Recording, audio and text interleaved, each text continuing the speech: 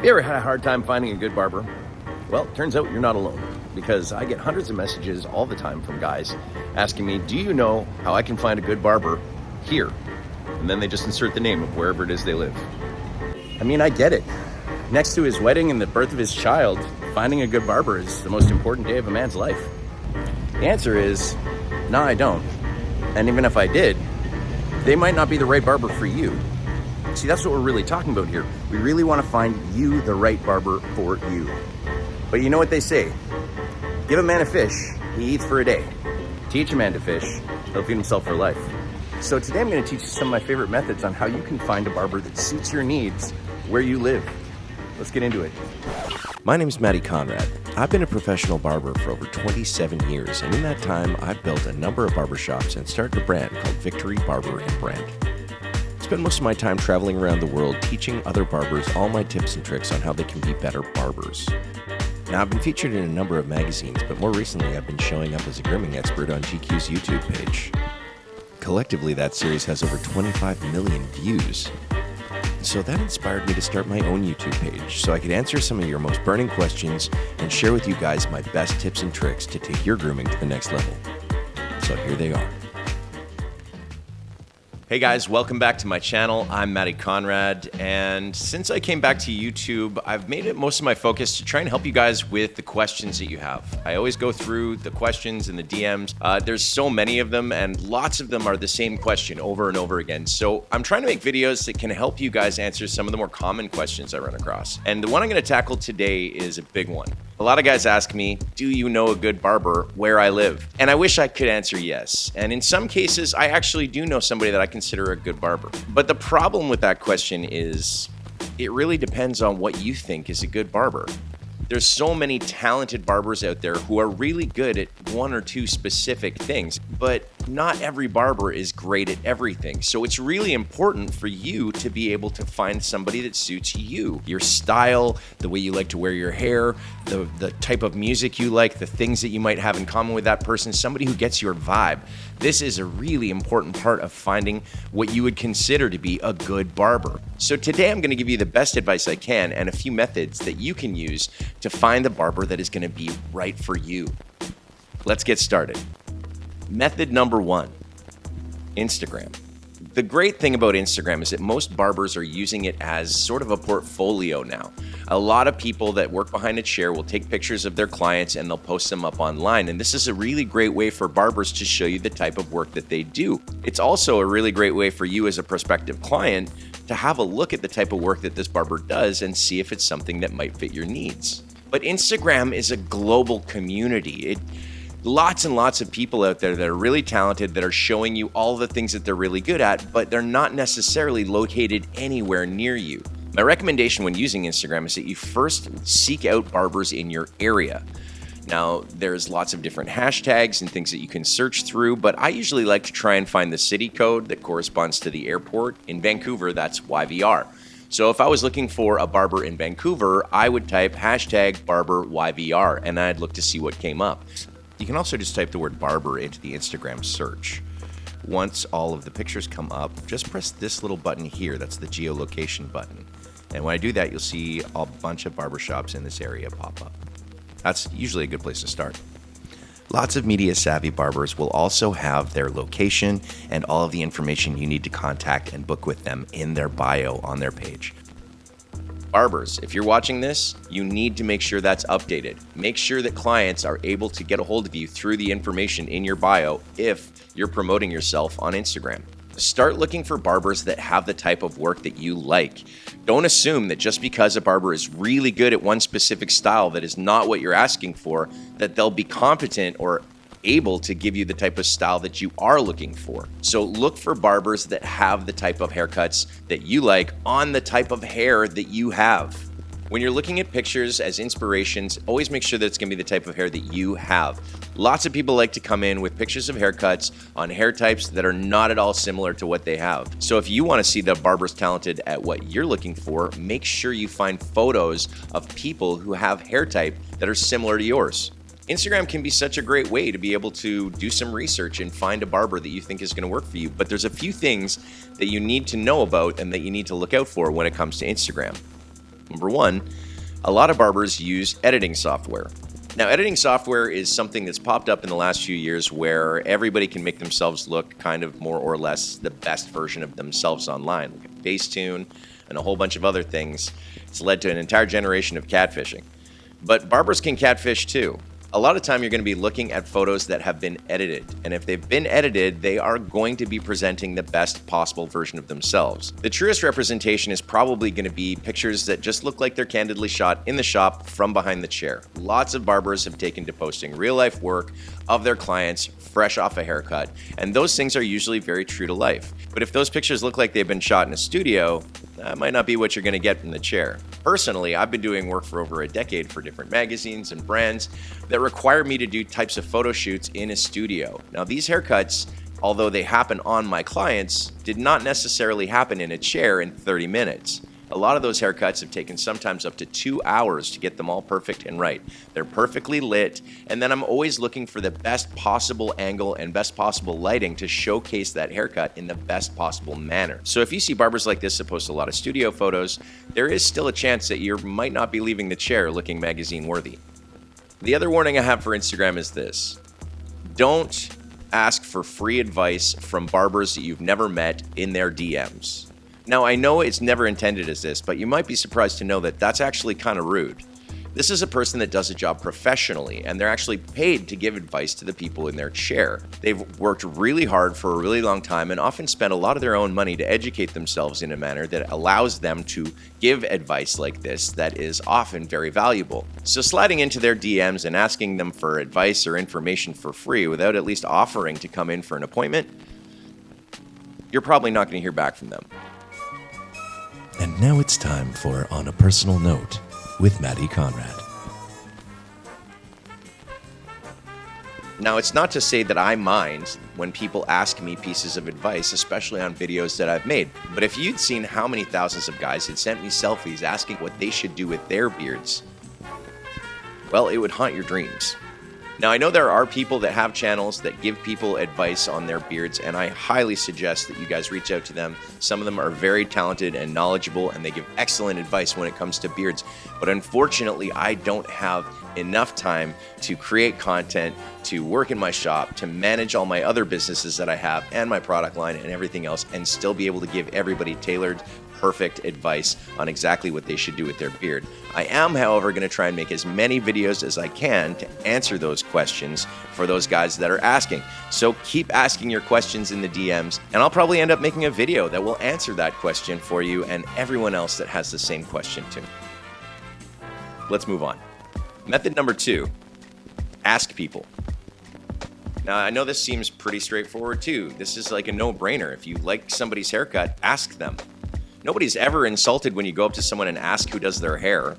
Just walk casually up to them and say, "You have a great haircut. Do you mind telling me who does it?" And everybody will volunteer the name of their barber. The reason why this is so valuable is because it's what we call unsolicited endorsement. And when we're on Instagram or when we're online these days, looking at influencers and everything else, the big problem with that is that a lot of the time, people are incentivized to give certain answers, meaning that they're sponsored or that they will just try and promote a product that they don't necessarily believe in because they're being paid to do so. But when you ask a regular person on the street what would they recommend, they're likely going to tell you the truth because most people aren't just walking around with sponsorship deals. Always look for people that have a haircut that you like, something maybe you would want to go with, but also hair type that you have. Again, always has to be relevant to what you're wearing on your head. If you go up to somebody that has a really thick head of hair and you have duck feathers on top, a good barber is not going to be able to recreate that look on you just because they can cut it on them. So make sure you're looking for people that have a similar hair type to you. Ask as many people as you can. It doesn't matter how many people it takes.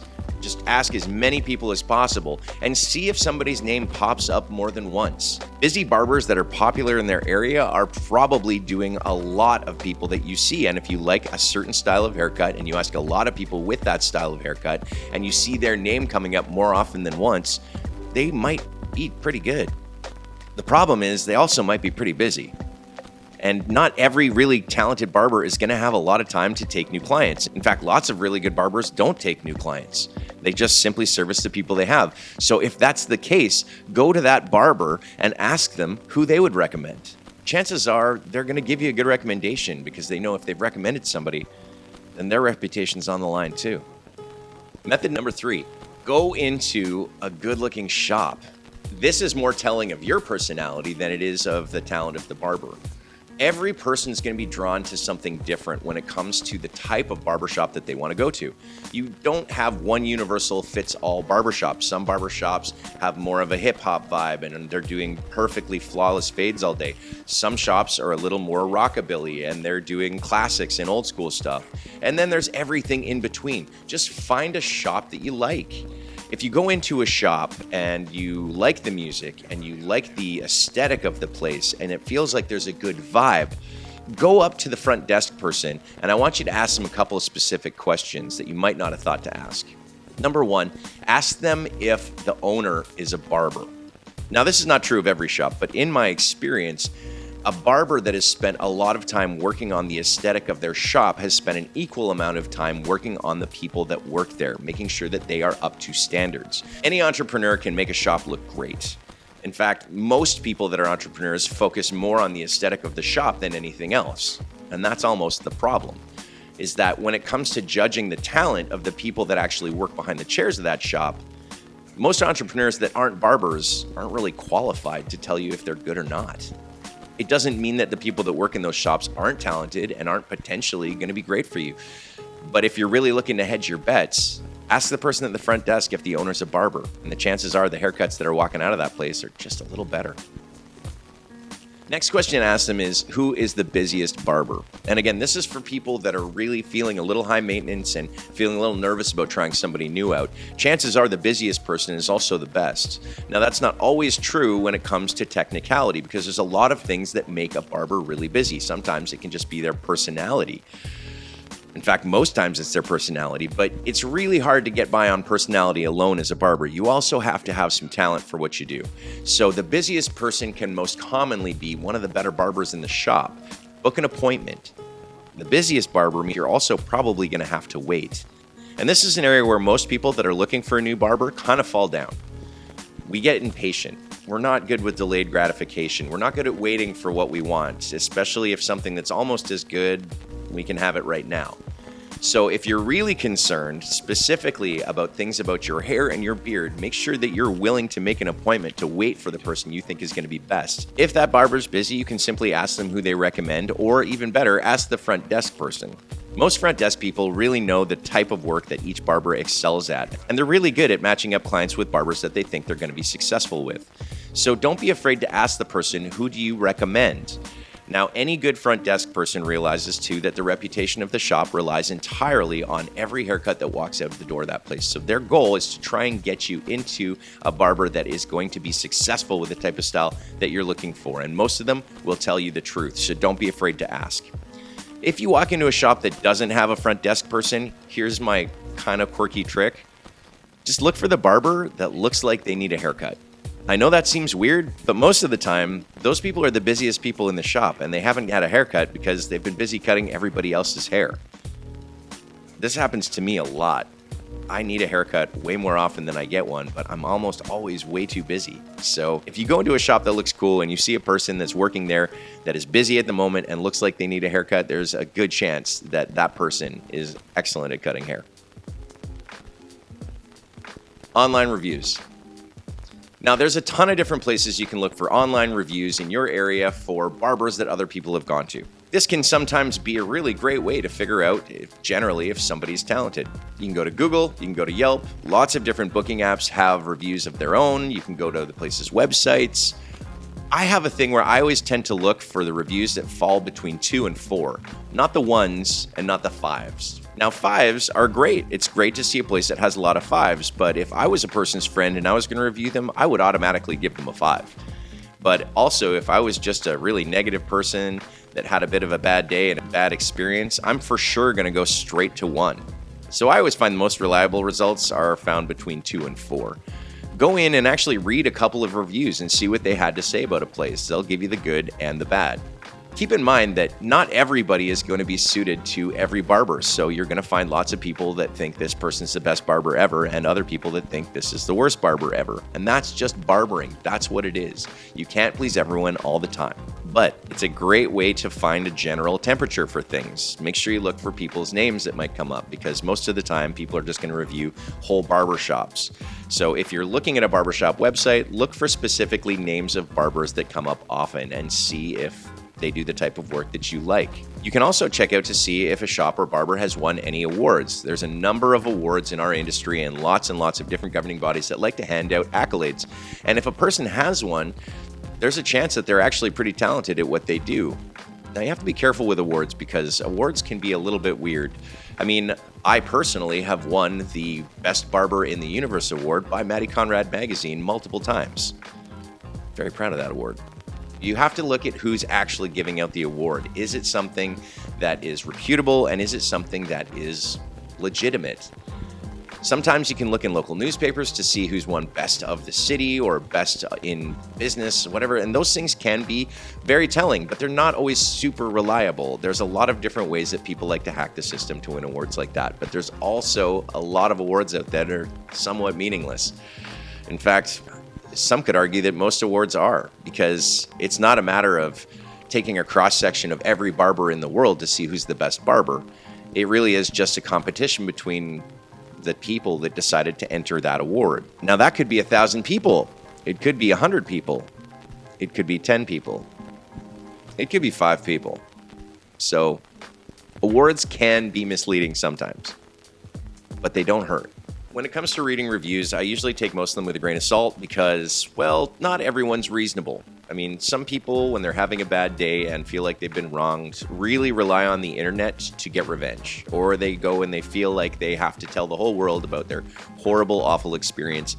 And as much as I sympathize with people when that's happened, I usually find that if you talk it through with them, if you talk through most of the situations, a lot of that stuff comes up to miscommunication or other issues that are largely their own fault. Because I have seen a lot of reviews given about a lot of things over the years, and then I look to see what else they've reviewed and realize that there's just some deeply negative people out there.